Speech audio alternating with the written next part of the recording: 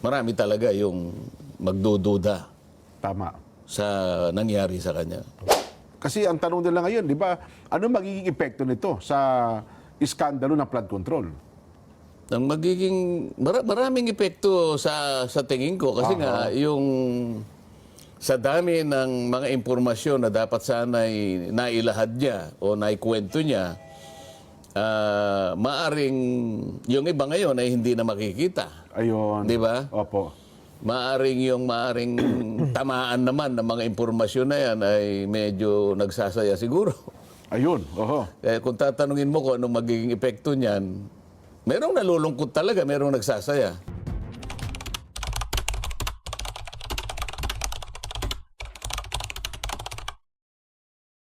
Pagbati po sa inyong lahat mga kababayan at mga mahal po naming taga-subaybay. Ako po si Just Vlog. Rekta na kaagad tayo mga kababayan. Siguro naman po ay nakarating na po sa inyong kaalaman at napanood nyo na, nabasa nyo na ang tungkol po dito sa biglaan na pagkasawi ni former DPWH Undersecretary Catalina Cabral, mga kababayan. At nagtatanong siguro kayo kung bakit kami man po kasi hindi po namin nakita yung mismong bangkay. Hindi rin natin nakita yung mukha niya, yung katawan niya. Dahil sa nakabalot, hindi natin alam kung siya nga ba talaga yon. At ngayon po ay isa sa ilalim sa autopsy, mga kababayan, para matiyak kung ano talaga ang nangyari.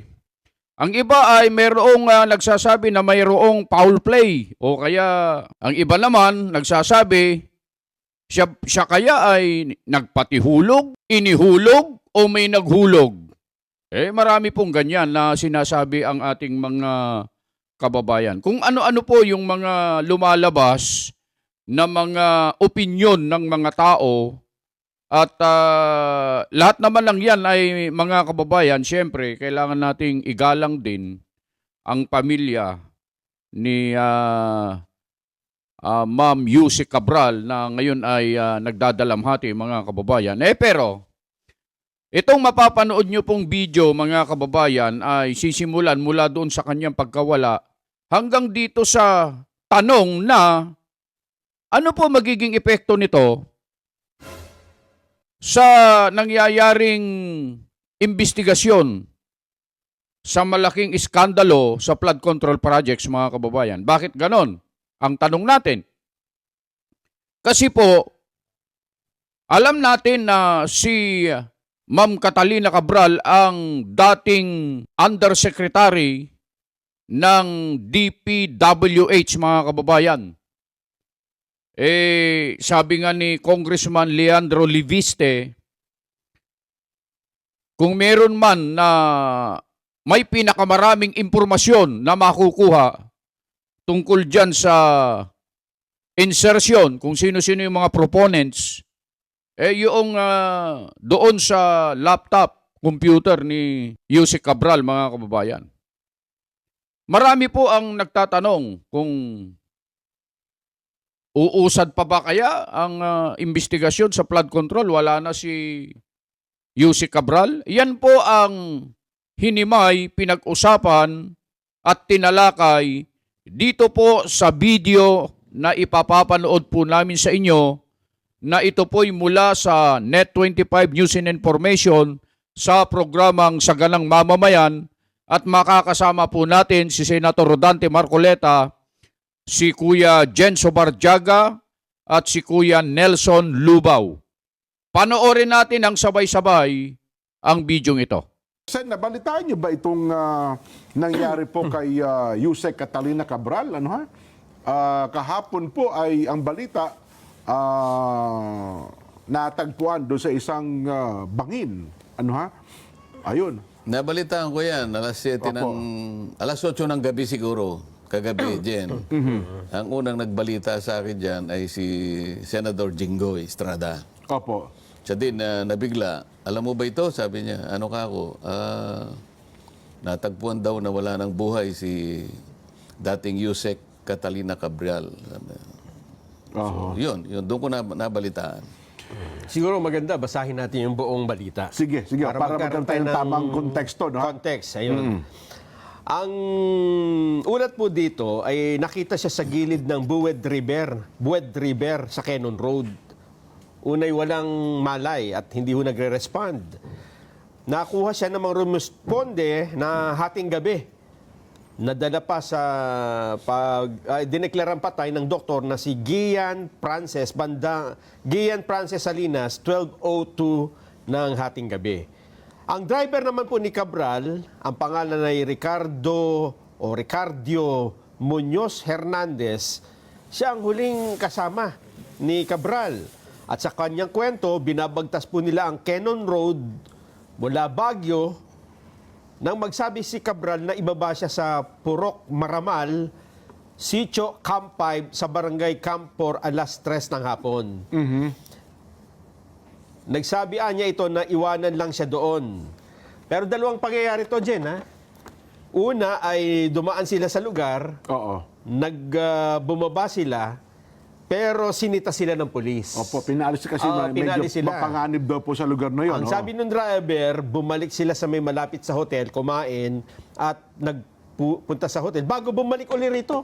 Doon sa site, sa Oo. area pa rin yun. Ibig ulit. sabihin, dalawang beses sila pumunta. Oho. At yung sa second time, dito na nagpaiwan si Cabral. At sabi sa driver, balikan mo na lang ako. Nung pagbalik niya ng bandang alas 5 na ng hapon, hindi na niya makita si Cabral. Bumalik si Hernandez sa hotel kung saan sila naka-check-in. Wala din daw po doon eh. Kaya bumalik siya sa Cannon Road View Deck kung saan nandun ng Station 8 ng Baguio City Police Office. Humingi na siya ng tulong. Kasi gumabi na eh. Madilim na. At dahil dito, tumulong po ang pulis sa paghahanap at doon nga po nakita, doon sa site, sa ibaba, 30 metro mula sa riverbank ang katawan po ni Cabral bandang alas 8 na po daw ito ng gabi. Hindi pa malinaw kung bakit inabot ng 4 na oras bago iniakyat ang katawan ni Cabral sa kalsada. Baka nahirapan. May mga report din na nagsasabi na nahulog si Cabral at ito ang sinusundan ng investigasyon sa ngayon. Ang Office of the Ombudsman ay nag-utos naman na lahat ng gadget, ibig sabihin mga cellphone o kung anumang computer, laptop, ay ingatan. Ito pong lugar kung saan daw po nagpaiwan si Cabral ay isang populated area. May mga tao yan sa palipaligid. Malapit ito sa isang nasirang rock shed at sa rock netting project site na in-inspection ni Pangulong Bongbong Marcos noon kasama si Mayor Benamin Magalong. Iniugnay din hindi na ito, background na ito eh. O yun po ang pangyayari, Sen. Oho. So yun. Pero ngayon kasi parang marami tuloy ang lumalabas ng mga balita kung ano talaga ang naging nangyari dito kay Yusek Cabral. Dahil nga sa mga pangyayaring ito, Sen.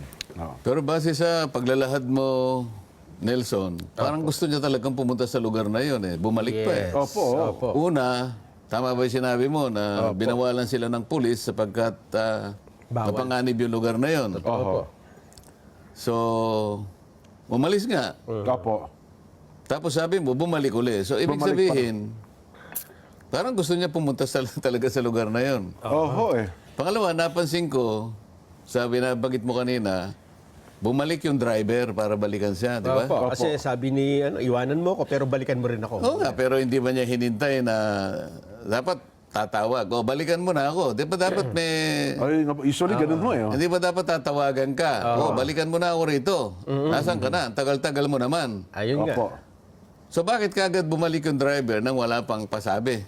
Mga isang oras daw po Isang ito. oras sa pagitan, nagpakarga daw siya ng gas eh, di ba? Yun ang mayroon pang istorya ng Oo ganun. nga, pero di ba karaniwan, hihintayin mo yung... Tawag ng boss mo. Kasi iwanan mo na muna ako dito. Opo. Di ba pang karaniwan? O, te-text na lang kita. Tatawagan kita. Wala bang ganun? Wala po. Walang ganon, Sen, ano? Well, ayaw naman ho nating magbigay ng mas malalim pang komento sa bagay nito. Una, ay iginagalang natin, nirespeto ang pangyayari po dito kay Yusek Cabral at maaari ay nananangis yung pamilya nila. Ano ha? Ukol sa bagay ito. Pero siyempre, yun nga po ang ating sinasabi, maraming katanungan sa isipan ng ating mga kababayan sa pangyayari ito. No? At hindi naman Palagay natin ko, maalis yan. kasi ang mga katanungan na yan ay patuloy pang dadami siguro. Opo. Dahil alam naman natin, si Yusek Cabral ay dating nagsilbi sa DPWH. Opo. At alam din natin, very sensitive yung kanyang posisyon. Lahat ay mag-agree sa katotohanan na yung kanyang posisyon na yon ay masyadong maraming, naglalaman yun ng maraming impormasyon tungkol sa kung paano inilalatag ang mga proyekto ng ating pamahalaan. Kasi DPWH ito, Jen, Opo, Nelson. Yusek for planning po siya. Oho. At hanggang sa maaalala ko, mula nung ako ay naging chairman ng Blue Ribbon Committee, ay talagang halos umiikot sa kanyang opisina yung mga unang katanungan dyan. Opo. Lalo na yung mga proponents ng projects, kung paano nilalatag yung mga tinatawag na, kung paano pinalalaki yung mga pondo, kung paano binabahagi. Talagang yung opisina niya ang nakatutok dyan. Oho, tama.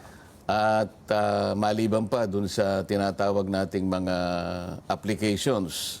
Siya yung umahawak kasi niyang mga applications. Ganun ho ba? Oho. So siya yung nakakaalam kung ano yung mga coordinates Yun. ng mga project. Oho. Kung talagang gugustuhin niya na sabihin kung nasaan Oho. ang mga coordinates ng lahat ng projects, lalong-lalo na yung pinag-uusapan noon na flood control, siya talaga ang bukod na opisinang nakakaalam ng lahat ng mga sensitibong impormasyon. Nasa opisina po niya yun. No? Ngayon, dahil nga sa kahalagahan ng opisina niya, nung kasagsagan na nagtatanungan tungkol dyan, ay nagbitiw nga siya. Oho. At mula doon ay wala namang masyadong ginawa na yung Blue Ribbon Committee. At marami nga nagtataka, ba't ganon? Oho. Oho. Gayong siya yung pinakamaraming nalalaman dyan, parang wala lang. Oho. Pagkatapos, maraming nagsasabi na nakakuha ng mga impormasyon na maaaring makapagbigay ng kung ano-anong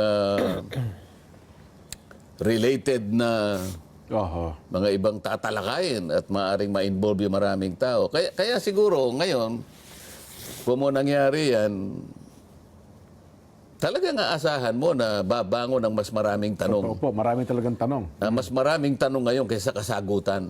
Oho. Nakakalungkot yung nangyari dyan. Ako, unang-una, dahil kakilala ko naman siya, sa trabaho ko sa Congress noon sa mababang kapulungan hanggang sa maging senador ako, may pagkakataon talaga na nagkakausap sa mga hearing. Opo, Kaya kilala ko naman siya ng personal. Ayun. Oh. Kaya hanggang sa ako'y maging Blue Ribbon Committee, nasama nga siya sa unang mga pagtatanong dahil nga sa sensitibong pwesto niya sa DPWH. Oho. Opo. O ngayon, nangyari nga ito, inaasahan natin na marami talaga yung magdududa Tama. sa nangyari sa kanya. At lalo pa nga naalala ko, di ba dapat nakatakda sa humarap sa ICI, Sa di ba? ICI noong December 15. Tapos hindi rin siya pumunta, no? Kasi nakarating. Wala rin pasabi kung pupunta o hindi. Kung maalala ninyo yung dalawa, naging guest natin. Si Kong Lian Libiste po. Si Kong Lian, anak ng aking kumare. Opo. At mula sa kanya, nagsabi siya rito, at dito niya unang inilahad Yes. na meron siyang nakuwang mga sensitibong impormasyon na binigay mismo ng opisina ni Secretary Yusek Cabral, bago pa nangyari Opo. itong pinag-uusapan natin. Opo. At nung hinahanap nga rin yung computer, hindi na makita yung computer. Oo. ganun ho ang Ngayon, sinasabi mo kanina na may binanggit ang ombudsman na ano sabi niya? Yung mga gadgets Pinapasecure. ay secure. Oho. Yung Cellphone. text. Yan. Kasi sa forensic investigation, baka Ano bang tanong? Kasi kung may katagpo ba siya doon, siya lang ba ang kusa na tumambay doon? Bakit, ang tanong bakit 2 beses pa siyang bumalik doon sa nabanggit na lugar? Di, bakit ang ombudsman ang nagsabi nun? Siguro ang ombudsman ang nakunan ng reaksyon. Diba dapat pulis? Oo nga, no? Dapat kasi, siguro, yung mga investigador. Opo, yung mga pulis. Kasi kung hahanap ka ng lead, halimbawa, pero ipaalam niya sa mga,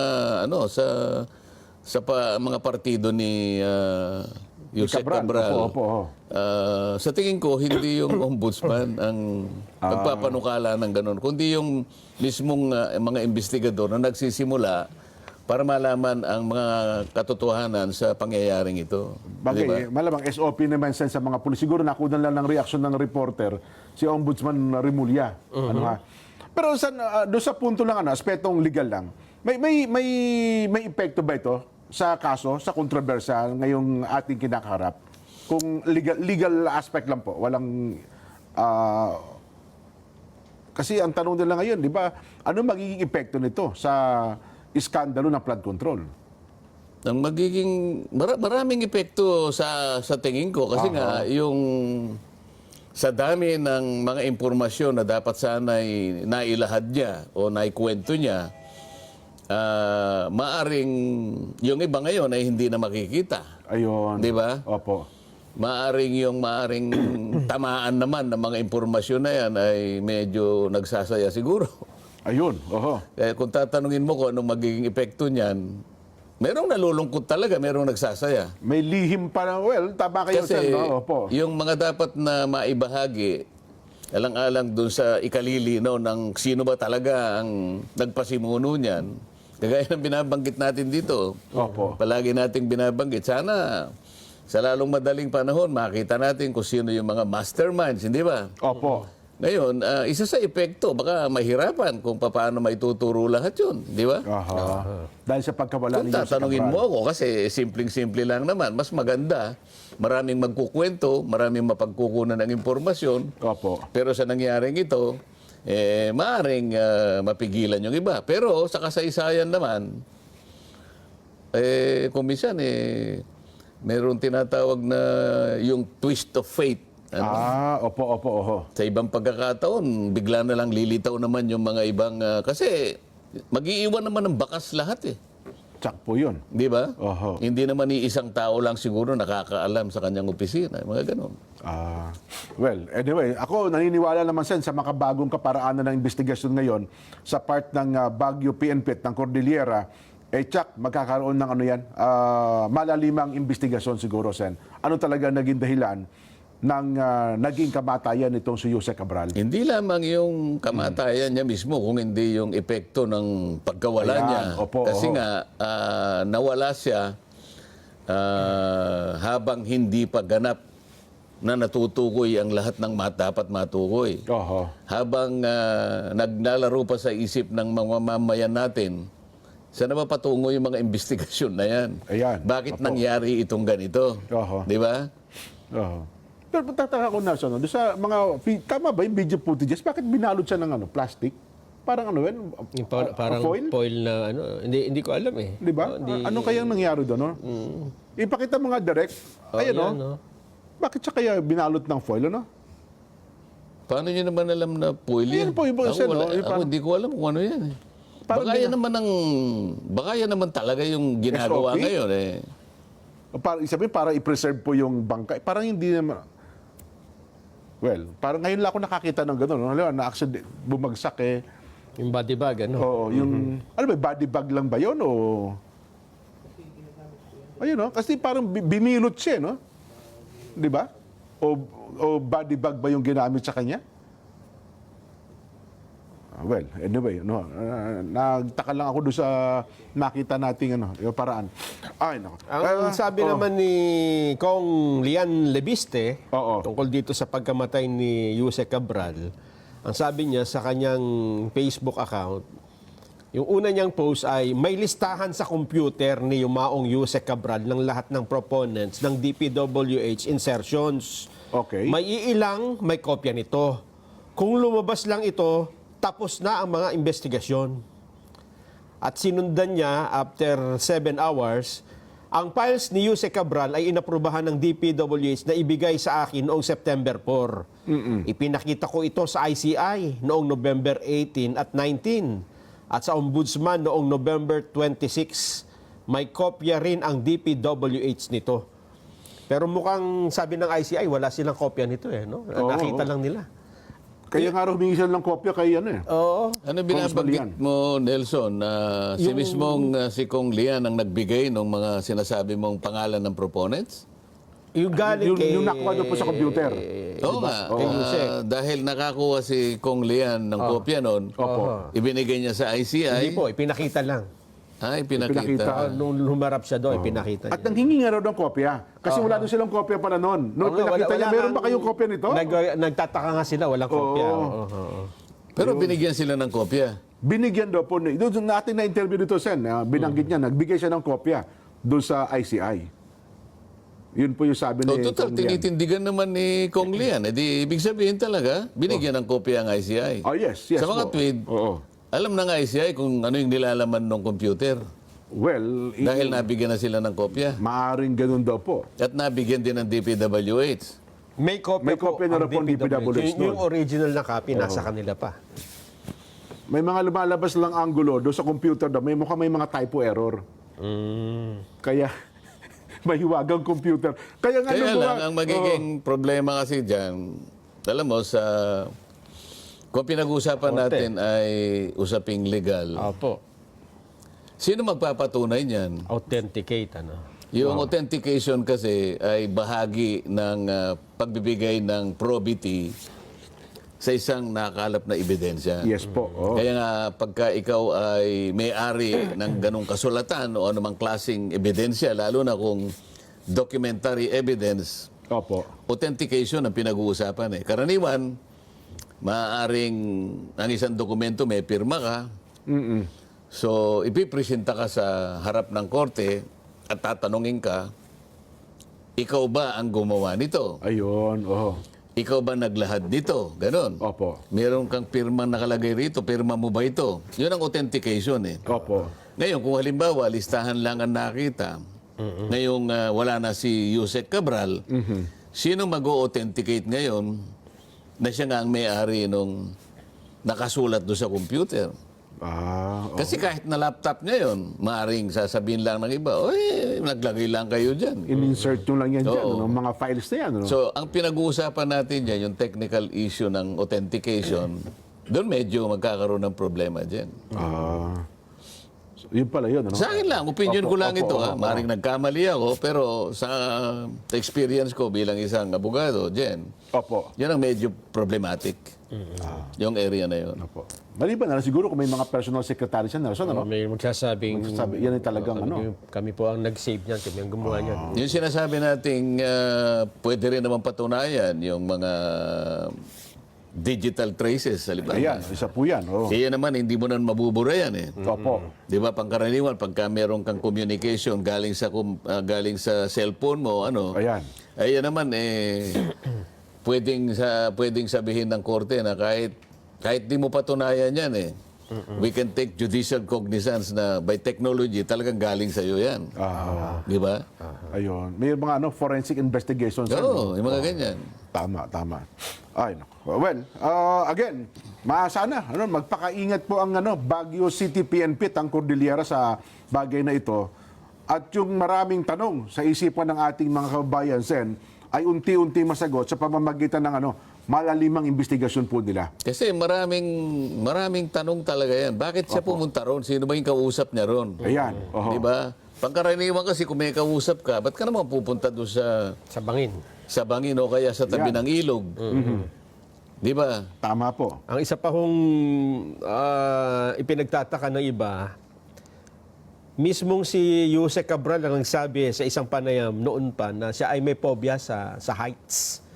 So, ibig ganon? sabihin, hindi niya kaya, Hindi siya, takot siya sa matataas na, tapos matataas na lugar. O yung Tuba, Benguet, isa sa pinakamataas na lugar sa Baguio yun eh. Opo, yung mga lugar na yan. Oo, narating ko na yun eh. Yung Tuba. Apalang pag nandun ka yung ulap na ano mo Ayun po yung pinaka-foggy Napakalamig sites. dun Opo. Pinaka-foggy area po yung Tuba Benguet Oo. bago kayo makit ng Baguio. Oh. Ngayon, kung totoo na takot siya sa heights, ay ba't naman siya pumunta ron, di ba? At bakit, sino ba yung katagpo niya? No? Sino yung kausap niya? Hindi pang karaniwan yung magtatagpo kayo sa gilid ng bangin o kaya sa... At saka totoo ba yung larawan na parang umupo pa siya doon sa may barandilya ng nung gilid ng karsada? Yun yung yun yung sinasabi. May Pinicture driver, ata- yung picture ng driver. picture ata nung driver yan. Totoo ba yun? Na nakaupo siya doon sa may barandilya ng... Pero yun ang tinuro kasi ng driver na dito po siya umupo Barandilya ng ano yun. Barang karsada po. Yung di ba mga semento. Ayun na po yung cliff yung bangin. Umupo siya doon sa may pinakabakal. Batay doon sa picture na pinakita nung driver. Ay, nakakatakot naman Yun yun. na nga po. Kung ako ayaw ko ng ganun Sa kabila nung kung mayroon takot sa mga height. Well, yun So po. kaya maraming tanong talaga yan. Opo. Yun. Abangan natin sa part po ng Philippine National Police para sila ay maalis yung agam-agam ng ating mga kababayan. Ang iba lang kasi ngayon lumalabas na may parang insinuasyon na siya ay nagpakamatay. Yun ang insinuasyon na lumalabas sa maraming report.